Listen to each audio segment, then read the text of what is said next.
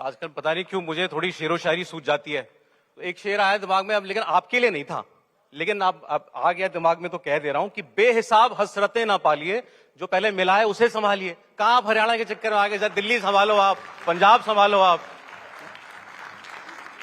देखिए, ये तो फिर बीजेपी और कांग्रेस पे भी लागू होता है उनको जो आज जिन जिन राज्यों की और जो जो जिम्मेदारियां मिली हैं। देखिए, मोटे मोटे तौर पे मेरा अपना ये मानना है कि एक लोकतंत्र में लोगों के पास जितने विकल्प और ऑप्शंस होंगे, उतना हमारा जो देश का लोकतंत्र है, डेमोक्रेसी है, वो मजबूत होगी। पहले हरियाणा की जनता के पास मोटे मोटे तौर पे दो ऑप्शंस होते थे, कभी भाजपा की सरकार बना दी, कभी कांग्रेस की सरकार बना दी। अब एक थर्ड पॉलिटिकल फोर्स हरियाणा में उभरी है, जिसका नाम है आम आदमी पार्टी। इसीलिए मेरा अपना यह मानना है कि इस बार हरियाणा का चुनाव ए, बी और सी है, आम आदमी पार्टी, बीजेपी और कांग्रेस के बीच में। और ये तीन राजनीतिक ऑप्शंस इस बार जनता के सामने हैं, और जनता ने तय करना है कि वो कौन से राजनीतिक दल को सत्ता में बिठाएगी, किसे ऑपोजिशन में बिठाएगी और किसे सत्ता की चाबी सौंपेगी। आप चाबी लेके भाग जाएंगे।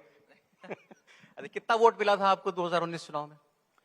देखिए, 2019 में ना हम सारी सीटों पे लड़े थे, ना हमारे पास संगठन था, और आपको याद होगा 2019 का हरियाणा चुनाव दिल्ली के फरवरी 2020 के चुनाव से महज 2-3 महीने पहले था।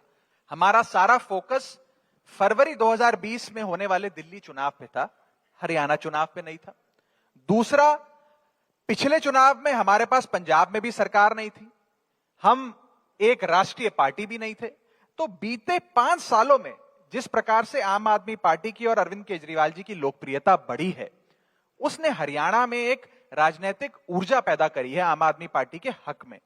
उसी की बदौलत आज हमारा एक संगठन है, मजबूत संगठन है, हम एक राष्ट्रीय ताकत है, और उस ताकत के अनुसार हम हरियाणा के चुनाव में उतरे। केजरीवाल जी का घर, जैसा आपने बताया, हरियाणा में है, आपकी पंजाब में सरकार, दिल्ली में सरकार, बीच में हरियाणा। यहां आपको वक्त क्यों लग रहा है जड़े जमाने में, क्या क्यों लगा अब तक? देखिए, ये तो देखने का नजरिया है। कांग्रेस पार्टी, बीजेपी पार्टी दशकों पुरानी राजनीतिक पार्टियां हैं। हमें तो महज 10 साल हुए हैं अभी जन्मे हुए, हमारी पार्टी के जन्म हुए, आम आदमी पार्टी को बने हुए।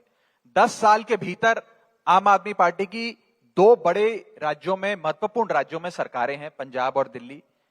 गुजरात में हमारे विधायक हैं, गोवा में हमारे विधायक हैं, 1 दर्जन से ज्यादा सांसद हैं, और कई भारत देश के राज्यों में एक राजनीतिक ऊर्जा आम आदमी पार्टी में नजर आती है, जिसमें हरियाणा एक राज्य है।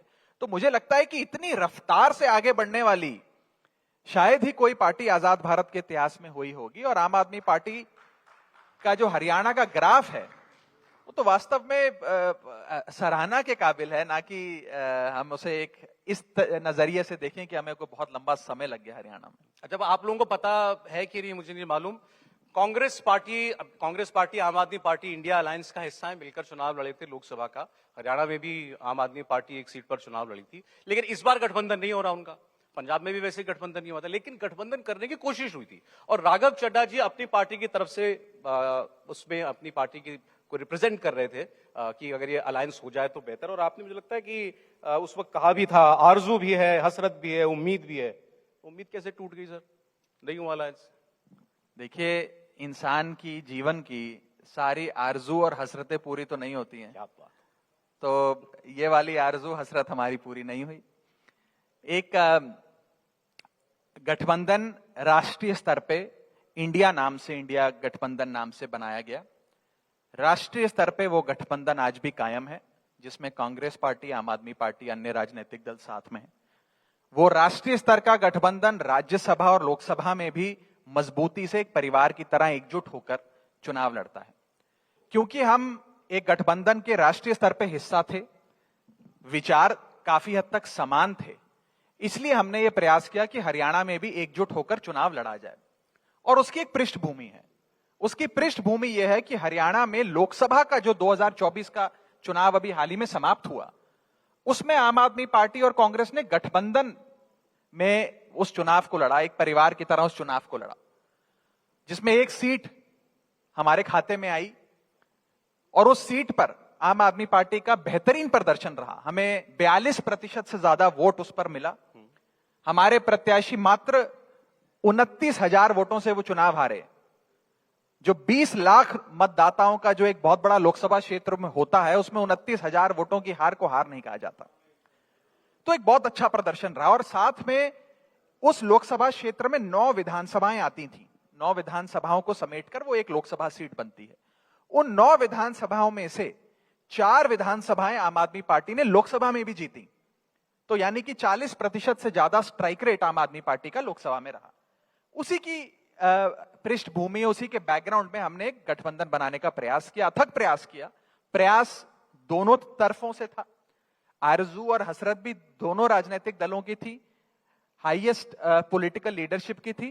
बट हर बार आप समान विचार होने के बाद भी एक मंच पर साथ आए, ये नहीं होता। और इसमें कोई बहुत बड़ी आश्चर्य की बात नहीं है। कांग्रेस पार्टी भी एक राष्ट्रीय पार्टी है, हम भी एक राष्ट्रीय पार्टी है।